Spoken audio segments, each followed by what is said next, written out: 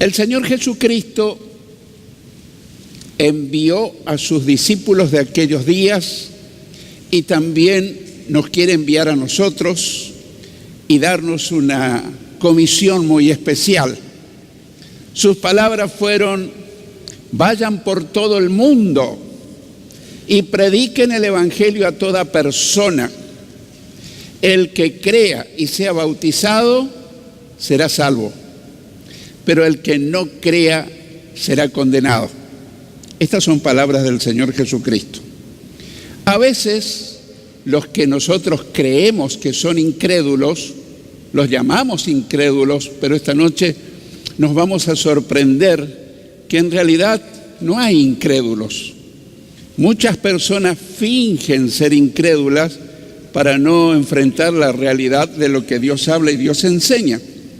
Pero llamémoslo para entender, los incrédulos presentan excusas, objeciones que parecen válidas.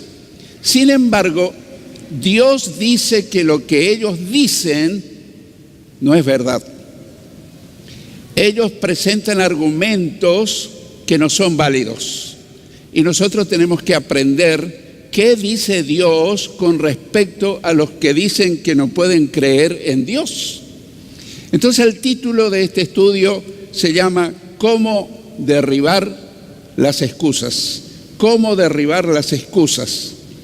Y vamos a ver en primer lugar que las excusas para negar la existencia de Dios no es válida, porque Dios nos va a declarar para sorpresa tal vez de nosotros mismos que lo que ellos dicen no es verdad. Dios demuestra que existe a través de su creación. Dios demuestra que existe a través de su propia creación. Debemos demostrarle a los que dicen ser incrédulos que Dios dice en su palabra que no es verdad que ellos no creen en Dios, que su argumento es una simple excusa. Ese también era mi argumento, porque yo decía ser ateo. Pero tal vez en el fondo de mi corazón era para yo no enfrentarme lo que yo sabía que estaba mal en mi vida y que Dios me demandaba un cambio. En Romanos capítulo 1, los versículos 19 y 20, Romanos 1, 19 y 20, dice: ellos, los incrédulos, conocen la verdad acerca de Dios porque Él se la ha hecho evidente. Pues desde la creación del mundo, todos han visto los cielos y la tierra. Por medio de todo lo que Dios hizo, ellos pueden ver a simple vista las cualidades invisibles de Dios, su poder eterno y su naturaleza divina. Así que no tienen ninguna excusa para no conocer a Dios. Bueno, este pasaje es muy especial. Dios está diciendo que cuando alguien habla con nosotros y dice: yo no creo en Dios, mostrámelo a Dios, está mintiendo. Porque Dios en su inspirada palabra dice que ellos creen, simplemente son excusas. El versículo 19 dice que ellos conocen la verdad acerca de Dios porque Él se las ha hecho evidente. Él ha demostrado su existencia. Él ha demostrado a través de su creación. Y más adelante, en el versículo 20, dice: ellos pueden ver a simple vista las cualidades invisibles de Dios, su poder eterno y su naturaleza divina. Así que no tienen ninguna excusa para no conocer a Dios. Y eso no es una opinión nuestra. Eso es lo que Dios dice acerca de la gente que dice que no cree en Dios. En el Salmo 19, versículos 1 al 4, Salmo 19, 1 al 4 dice: los cielos proclaman la gloria de Dios y el firmamento despliega la destreza de sus manos. Día tras día no cesan de hablar, noche tras noche lo dan a conocer. Hablan sin sonidos ni palabras, su voz jamás se oye. Sin embargo, su mensaje se ha difundido por toda la tierra y sus palabras por todo el mundo. Increíble. Es muy difícil que una persona en una noche serena, especialmente fuera de la ciudad, empiece a mirar el firmamento y empiece a contemplar las estrellas, los astros, la luna, los planetas. Yo durante mi adolescencia vivía mirando al cielo, porque yo tenía la gran ilusión de trabajar en la NASA y estar en la cohetería espacial, así que me pasaba mirando el cielo y sabía el nombre de todas las constelaciones, el nombre de las estrellas y todo eso. Y decía que mi argumento era que yo nunca lo vi a Dios. Yo decía que Dios no existe. Andando el tiempo me di cuenta, si hubo una persona necia, ese fui yo. Porque la Biblia dice que los necios dicen que no existe Dios. Y se cuenta que en esto de enviar hombres al espacio fueron los rusos y volvieron diciendo: hemos andado por el espacio exterior y no hemos visto a Dios en ninguna parte. Los decían burlonamente. Y subieron luego los astronautas norteamericanos que eran creyentes y dijeron: hemos visto a Dios por donde lo hemos mirado. Obviamente, Dios es espíritu, Dios es invisible, de manera tal que ellos han visto a Dios a través de su sorprendente, maravillosa creación. Y cuando uno sabe las leyes de la gravitación universal, es imposible que el universo se mantenga en su orden perfecto. La fuerza centrífuga, la fuerza centrípeta, ¿cómo se mantiene en un orden equilibrado, perfecto?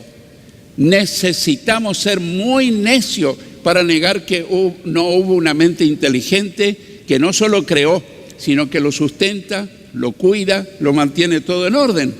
Y eso dice el Salmo 19, los primeros 4 versículos. Luego el Salmo 14:1 dice: solo los necios dicen en su corazón, no hay Dios. Ellos son corruptos y sus acciones son malas. No hay ni uno solo que haga lo bueno. No hay Dios. Esta es una expresión, según la palabra de Dios, de los necios. En segundo lugar, Dios demuestra que existe a través de la ley escrita en el corazón. Dios demuestra que existe a través de la ley escrita en el corazón.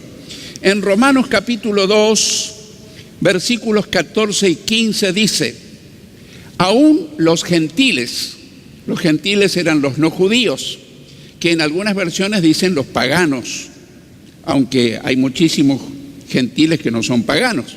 Nosotros somos gentiles, no somos judíos. Sin embargo, somos creyentes, somos seguidores de Cristo.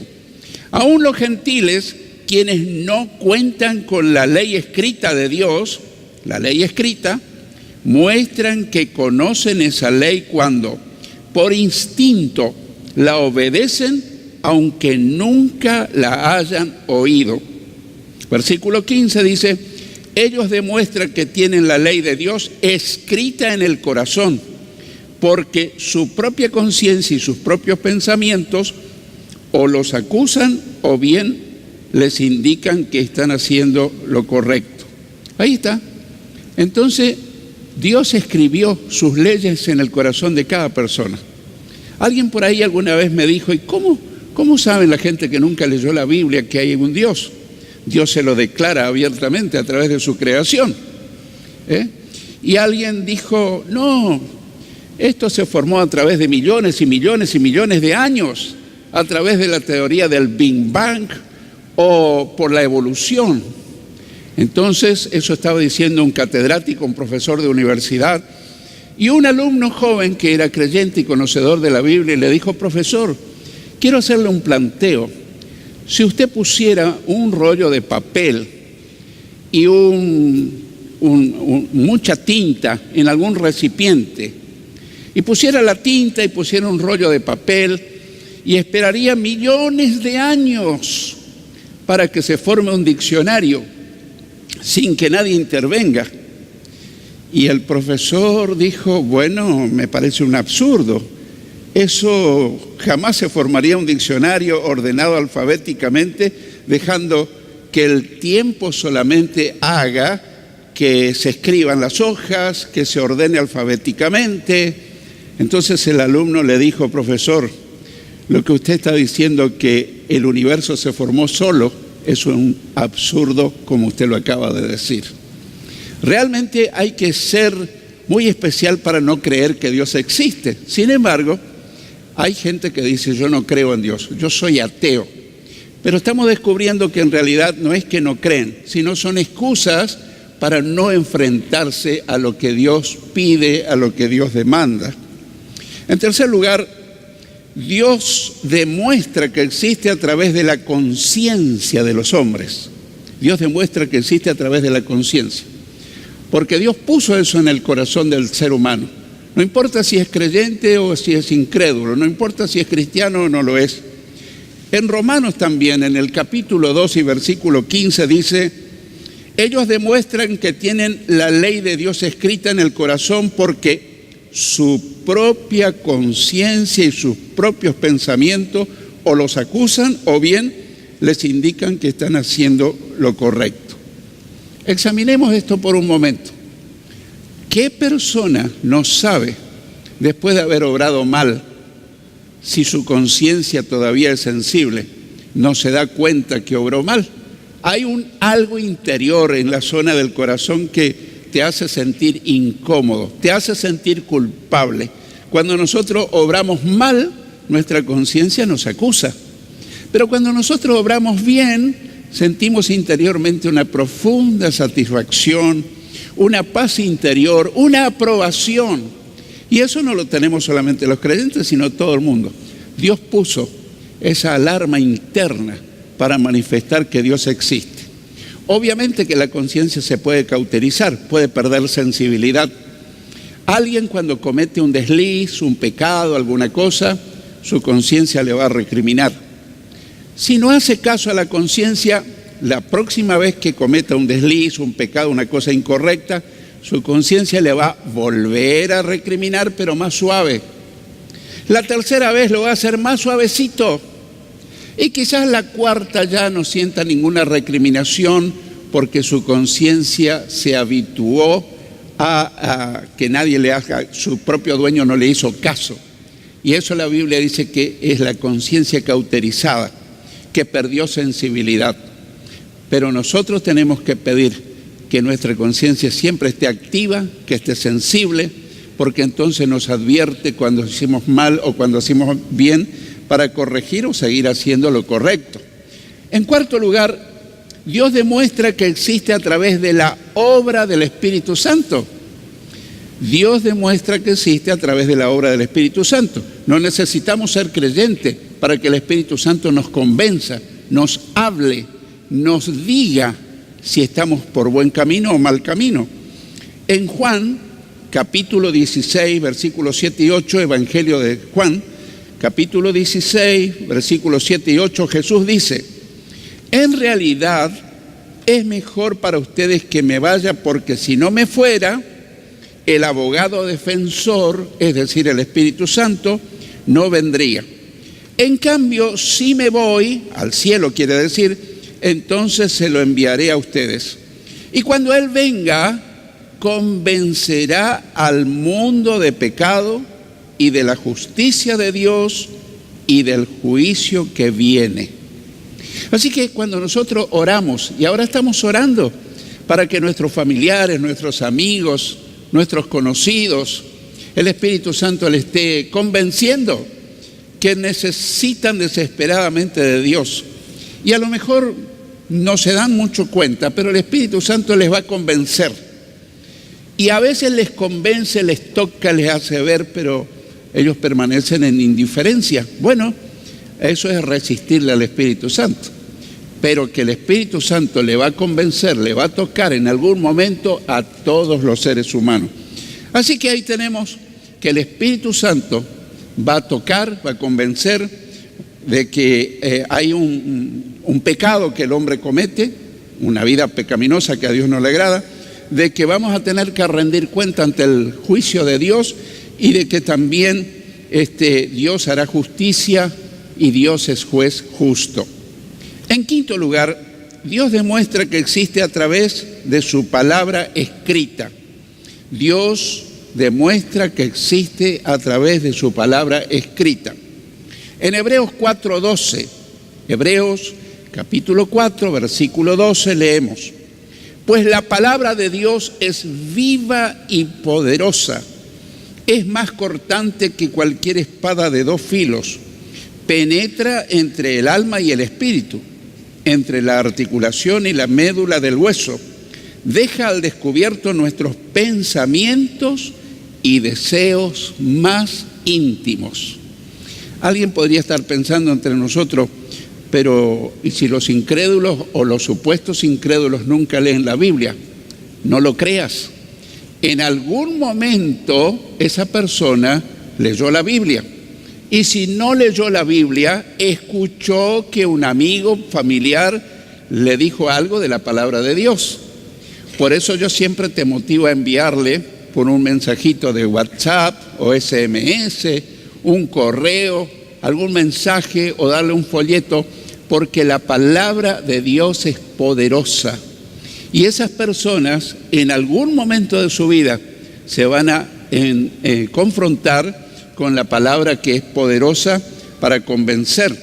Y precisamente eso dice la palabra de Dios. En Isaías 55, versículos 10 y 11. Isaías 55, 10 y 11, Dios dice: la lluvia y la nieve descienden de los cielos y quedan en el suelo para regar la tierra. Hacen crecer el grano y producen semilla para el agricultor y pan para el hambriento. Lo mismo sucede con mi palabra. La envío y siempre produce fruto. Logrará todo lo que yo quiero y prosperará en todos los lugares donde yo la envíe. Así que la palabra de Dios tiene el poder de convencer, de confrontar, de redarguir, de convencer, tiene un poder ilimitado. Por eso cuando nosotros queremos hablar de Jesús, queremos hablarle de Dios a una persona, necesitamos más que usar nuestras palabras. Necesitamos usar la palabra de Dios.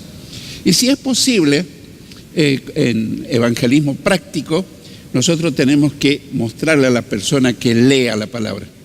Es bueno leerle, pero se dice, mira, acá te presento la palabra. Y alguien podría pensar, pero bueno, ¿cómo yo voy a andar con la Biblia si hay momentos que no salgo? Pero seguramente que andás con tu celular. Y si bajaste la aplicación de la Biblia en tu celular, en ese momento el Espíritu Santo te recuerda qué versículo sería apropiado leerle en ese momento.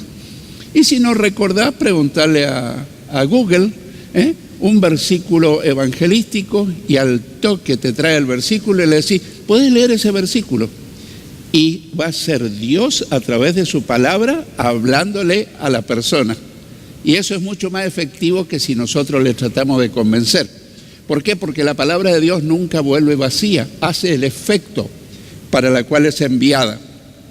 En sexto lugar, Dios demuestra que existe a través de la predicación de la iglesia.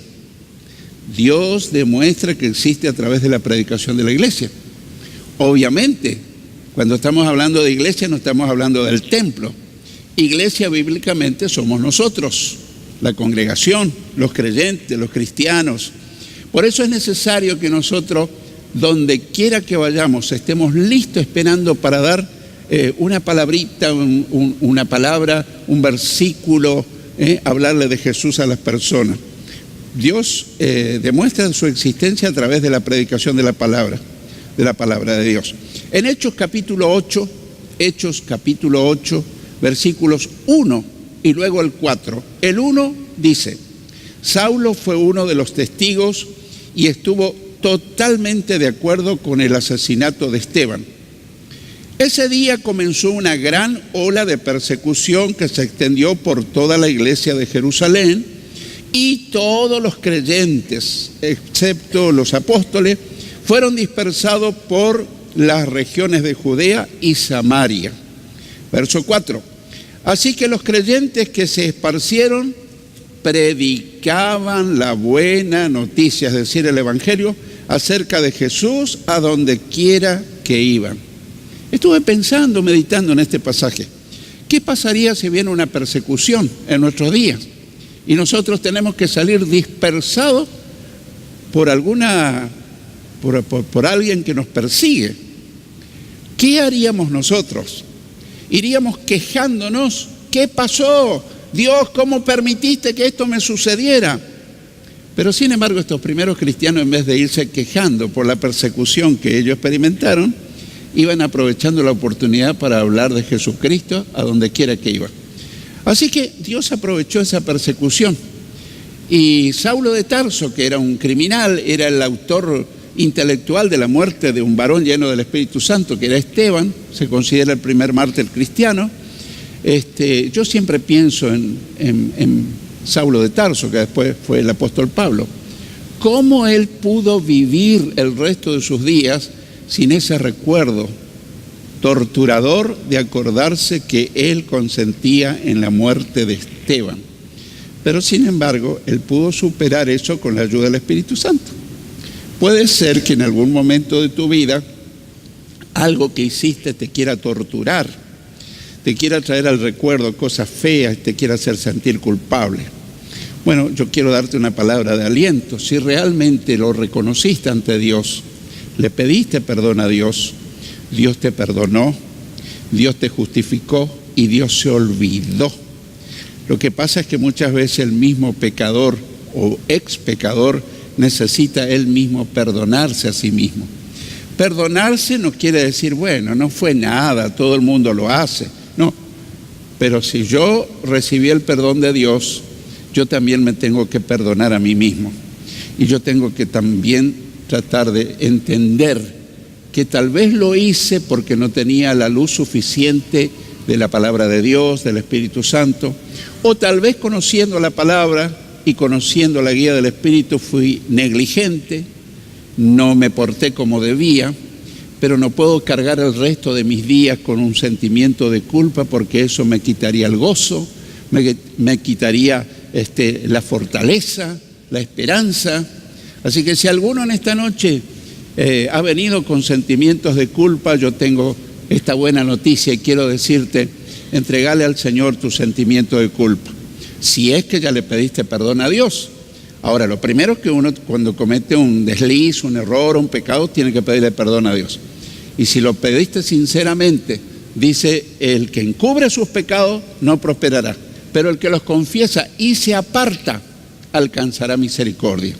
Así que si nunca pediste perdón a Dios por alguna falta, en mayor grado o menor grado, pedile perdón a Dios. Si ya lo hiciste y todavía cargas con la culpa, bueno, tendrías que esta noche decir: Señor, yo te voy a entregar mi culpa y yo quiero regresar a casa libre de sentimientos de culpa, porque eso te quita las ganas de vivir. Muy bien, en séptimo lugar, Dios demuestra que existe a través del testimonio de los creyentes. Dios demuestra que Dios existe a través del testimonio de los creyentes. Por eso es importante que cada creyente, que cada cristiano cuente su testimonio. Yo era así y ahora ya soy así. Mi vida era de esta manera y Dios me transformó. Yo no pude cambiar por mi propia cuenta, pero Dios tuvo misericordia de mí. Dios me perdonó, Dios me justificó, Dios me cambió y ahora soy una nueva persona. Y eso te puedo asegurar que tiene un valor inmenso, porque la gente se da cuenta: esta persona no es la misma que era hace mucho. Salíamos juntos, pecábamos juntos, andábamos en cosas irreproducibles, pero ahora él cambió y eso tiene mucho peso. Así que Dios demuestra que existe a través del testimonio de los creyentes. En 1 Corintios 15, versículos 9 y 10, Pablo testifica: pues soy el más insignificante de todos los apóstoles. De hecho, ni siquiera soy digno de ser llamado apóstol después de haber perseguido a la iglesia de Dios como lo hice. Sin embargo, lo que ahora soy, todo se debe a que Dios derramó su favor especial sobre mí. Reitero, todo se debe a que Dios derramó su favor especial sobre mí, y no sin resultados, pues he trabajado mucho más que cualquiera de los otros apóstoles. Pero no fui yo, sino Dios quien obraba a través de mí por su gracia. ¿Qué es la gracia? El favor inmerecido de parte de Dios hacia nosotros. Si no fuera por su gracia, ninguno estaría en pie, ninguno seguiría al Señor. Pero Dios es bueno, Dios es misericordioso. Lo único que Dios pide es que nosotros reconozcamos nuestra falta y se la confesemos a Él y la abandonemos. Porque a veces confundimos remordimiento de conciencia con arrepentimiento. Cuando procedemos mal, nuestra conciencia nos reprende, nos recrimina, y uno dice, bueno, perdóname, Dios. Y al otro día o a la semana vuelvo a hacer lo mismo. Vuelvo a pedir perdón. Pasan los días y vuelvo a hacer lo mismo. En verdad nunca me arrepentí, fue remordimiento de conciencia. Porque arrepentimiento significa un cambio de mentalidad. Cuando a mí me duele por lo que hice, le pido perdón a Dios y tomo la decisión: Señor, aunque yo soy débil, en tu nombre no volveré a hacer eso, porque eso es un pecado delante tuyo. Dios viene con su poder y te ayuda, por más débil que sea, y no volvés a caer y conservás una vida de rectitud, una vida de santidad, una vida agradable delante de Dios. Así que vamos a concluir asegurando que los incrédulos están sin excusas, sin excusas. Al decir algunos que no creen en Dios, primero porque Dios demuestra que existe a través de su creación. En segundo lugar, Dios demuestra que existe a través de la ley escrita en nuestros corazones. Cualquier persona sabe que no tiene que matar. Cualquier persona, sin haber leído la palabra de Dios, cualquier persona sabe que no debe robar. Cualquiera. En tercer lugar, Dios demuestra que existe a través de la conciencia de los hombres, de la conciencia. En cuarto, Dios demuestra que existe a través de la obra del Espíritu Santo. Por eso tenemos que orar para que el Espíritu Santo vaya delante nuestro haciendo la obra de convencer a las personas que todavía no son creyentes. En quinto lugar, Dios demuestra que existe a través de la palabra escrita. Por eso cuando te comunicas con tus familiares y amigos, no le envíes saluditos, qué lindo día, Dios te bendiga, Dios te guarde. No, mandale la palabra escrita, mandale un versículo bíblico, no cualquier versículo, escoge un versículo apropiado y ese versículo va a tocar su corazón. En sexto lugar, Dios demuestra que existe a través de la predicación de la iglesia. Iglesia, necesitamos predicar de Cristo. Necesitamos salir de nosotros de la burbuja en que podamos estar viviendo y salir a las calles. Y tal vez decimos, ¿y cuándo lo hacemos? Bueno, lo podemos hacer todos los días. Cuando vamos a la facultad, cuando vamos al trabajo, cuando vamos de compra, en cualquier lugar se presenta la oportunidad del que menos esperas. Y ahí está la oportunidad. Y en séptimo lugar, Dios demuestra que existe a través del testimonio de los creyentes. El testimonio hablado, pero la gente se fija más en cómo vivimos. Porque podemos hablar lindo, pero la gente se va a fijar cómo es nuestra conducta, cómo es nuestra vida, cómo somos como padres, como esposos, cómo somos como ciudadanos, cómo nos conocen en el barrio, en el lugar donde trabajamos. Tenemos buen testimonio. La gente dice, esa es una persona diferente, esa es una persona que es honesta, que es correcta, que vive realmente cristianamente, y eso pega fuerte. Así que, hermanos, yo te animo a empezar, o quizás hago mal de decir empezar porque ya hemos empezado, sino a continuar, seguir, perseverar porque grande va a ser el galardón del Señor para aquellos que especialmente presentan a Cristo como la gran respuesta a la necesidad de este mundo. El que tenga oídos para oír, oiga lo que esta palabra preciosa te dice y me dice.